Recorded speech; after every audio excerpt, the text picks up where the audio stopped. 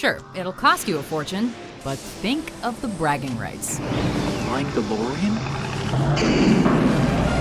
Welcome to WatchMojo.com, and today we're counting down our picks for the top 10 insanely expensive movie memorabilia. Give it up. Why, it's the most fascinating venture I've ever undertaken. Pickering and I are at it from morning till night. It fills our whole lives. Teaching Eliza, talking to Eliza, listening to Eliza, dressing Eliza. What? For this list, we're looking at the most expensive movie memorabilia we can find, while taking relative fame into consideration as well. Eject a seat? You're joking.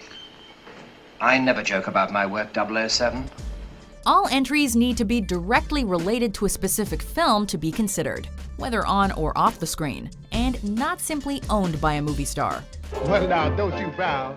Just knuckle down and knock on wood. Number 10, the Best Picture Oscar, Gone with the Wind. Frankly, my dear, I don't give a damn. At the 12th Academy Awards, this hit film starring Clark Gable and Vivien Leigh smashed records by winning 8 Oscars out of its 13 nominations. What do we care if we were expelled from college, Scarlett? The war's gonna start any day now, so we'd have left college anyhow. In that batch, it saw the first ever Oscar win by an African-American, Hattie McDaniel, for Best Supporting Actress. Oh, now, Miss Scarlett, you come on and be good and eat just a little, honey. As you can imagine, it also won Best Picture. In 1999, the notoriously eccentric, wealthy, and incredibly talented singer Michael Jackson purchased the Best Picture Oscar awarded to this movie for a whopping $1.54 million. You're like the thief who isn't the least bit sorry he stole, but he's terribly, terribly sorry he's going to jail. MJ actually had a few acting roles outside of his music videos, but let's be honest, this was probably the only way he was getting his hands on an Oscar. You can't win, you can't make even, and you can't get out of the game. Number 9, the T-800 Endoskeleton, Terminator 2, Judgment Day. The first Terminator was programmed to strike at me in the year 1984, before John was born. It failed. The T-800 is the Terminator model famous for traveling back in time to kill Sarah Connor before she could give birth to the future leader of the human resistance. Sarah, no. Run! While its fleshy Arnold Schwarzenegger exterior might be more likable, the endoskeleton is what haunts us in our dreams. Created by legendary practical effects wizard Stan Winston, this particular model sold for $488,750 and played one of Arnie's T-800 robo-buddies in the opening of Terminator 2: Judgment Day. Unlike the sequels, which focused heavily on CGI, the superior installment used life-sized articulated puppets, and you can own one if you've got the dough. Come on, let's go spend some money. Number 8, Captain America's motorcycle, Easy Rider. Do your own thing in your own time. You should be proud. This 1969 classic managed to provide an insightful and honest look at the counterculture of the 60s, while simultaneously playing a pivotal role in shaping the movie industry of the 70s. Get your motor running. Head out on the highway. Encouraging greater experimentation, originality, and challenging subject matter. Their society is more highly evolved. I mean, they don't have no wars, they got no monetary system, they don't have any leaders, because, I mean, each man is a leader. It's also quite possibly the only time in history 2 guys have looked cool in these outfits. Of the 4 motorcycles used to shoot the film, only one survived: Captain America's iconic chopper. We can climb so high, I never wanna die. It was actually demolished during the shoot and then rebuilt, after which it was sold at auction for $1.35 million. I'm hip about time. But I just gotta go. The other 3 bikes used in the film were stolen before the release and reportedly sold for parts. Take a load off, Betty. And you put the load right on me. Number 7, Aragorn's sword, Andúril. The Lord of the Rings, The Return of the King. I summon you to fulfill your oath. None but the King of Gondor may command me. Admit it, If you like The Lord of the Rings, you've definitely spun around in your basement or backyard, swinging a curtain rod, branch, or custom-made foam sword, fighting imaginary orcs. No? Just us? But what if you could get your hands on Andúril, the sword wielded by Aragorn in The Return of the King? Andúril, a flame of the west, forged from the shards of Narsil. Anyone still claiming they wouldn't recreate their favorite scenes is straight up lying. 4 copies of this legendary sword were made and used while filming, and the only one to come up for public auction sold for $437,000. That line was broken. It has been remade. Number 6. Doc Brown's DeLorean, the Back to the Future franchise.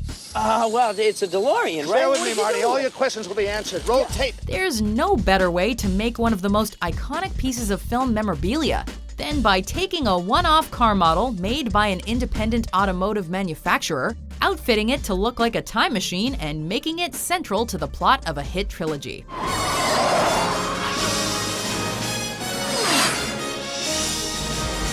Who wouldn't love to take Doc Brown's DeLorean for a spin, either around the block or to your favorite moment in time? Marty! You've got to come back with me. Where? Back to the future.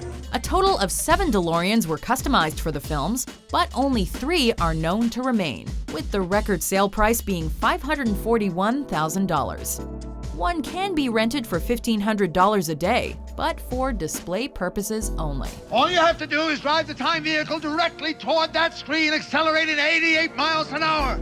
Number 5. Dorothy's dress, The Wizard of Oz. No, I know we're not in Kansas. Forget the girl and her little dog, too. The Wicked Witch should have just snatched Dorothy's outfit, sold it, and moved somewhere she wasn't universally hated. I'm melting! Melting! Oh, what a world! What a world! Everything Judy Garland wore in The Wizard of Oz has since turned to gold. Her ruby slippers are iconic, but many pairs were used, and most of the remaining ones are pretty beat up, at best fetching a little over $660,000. The ruby slippers! What have you done with them? A dress worn in test shoots sold for $1,119,300. But Dorothy's classic blue bodice, skirt, and white cotton blouse outfit is the most valuable and recognizable, as well as the most profitable piece of costuming, having sold for $1.56 million. Ouch! What do you think you're doing? Not into Dorothy? Recently rediscovered, the Cowardly Lion's outfit sold for $3 million. Look at the circles under my eyes. I haven't slept in weeks. Number 4. Audrey Hepburn's Ascot dress, My Fair Lady. They all thought she was dead, but my father, he kept ladling gin down her throat. Oh. Few leading ladies are as famous as Audrey Hepburn. She embodied class, style, and personality in the golden age of Hollywood. My dear Miss Doolittle, how kind of you to let me come. She was also an incredible actress and respected humanitarian, making her a much-loved icon. In My Fair Lady, she played one of her most memorable roles, Eliza Doolittle, a young flower saleswoman with a heavy Cockney accent. 2 bunches of violets trod in the mud, a full day's wages. In the film, she wears a white Ascot dress that had jaws dropping in theaters around the world.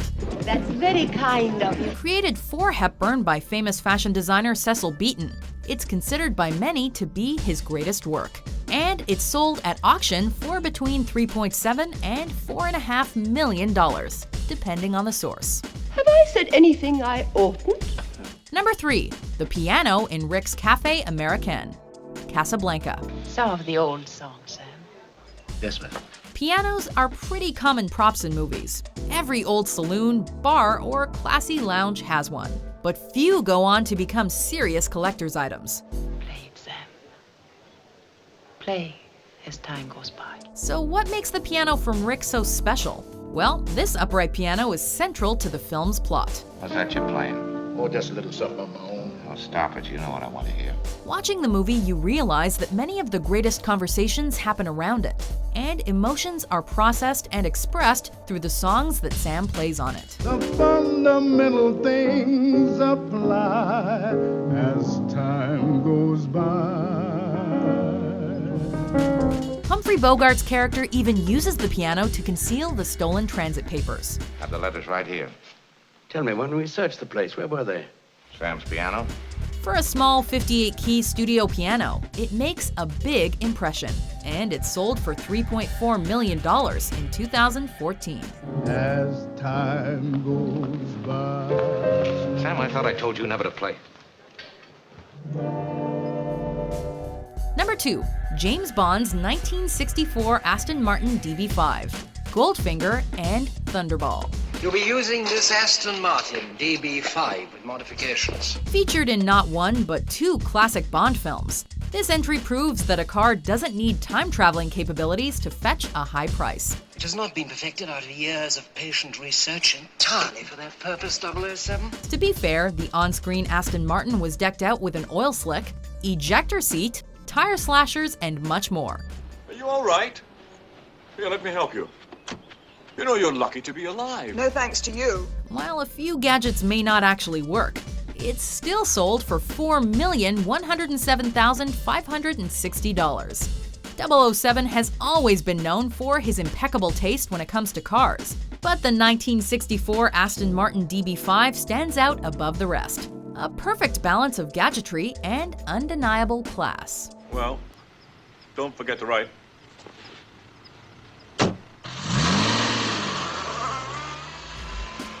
Before we unveil our number 1 pick, here are some honorable mentions.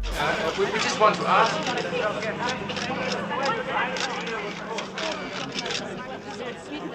What is it? It's your father's lightsaber. This is the weapon of a Jedi Knight. Not as clumsy or random as a blaster. An elegant weapon for a more civilized age.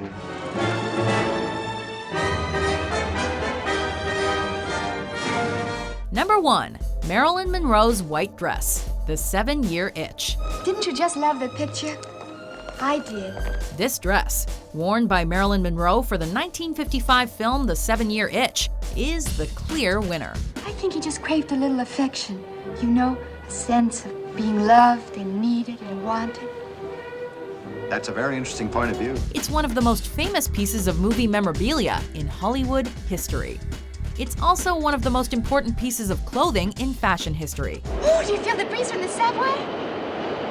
Isn't it delicious? The shot of it being blown by the New York subway grate is one of the world's most iconic images, and the corresponding scene from the film is unforgettable. I'll prove it to you. This ivory-colored cocktail dress is the most famous work of costume designer William Trevilla, and went on to become synonymous with the blonde bombshell. At $5.6 million, it can't be beat. Oh, here comes another one!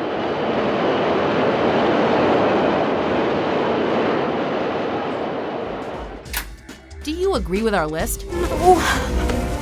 What dream movie memorabilia would you buy for yourself if you had a few $1,000,000 to spare? Shadows even the silver spoon, the handmade blade, the child's balloon. For more iconic top 10s published every day, be sure to subscribe to WatchMojo.com. Well, day by day, but I'm truly sorry to have to dash off like this, but there's been a bit of a flap at the office.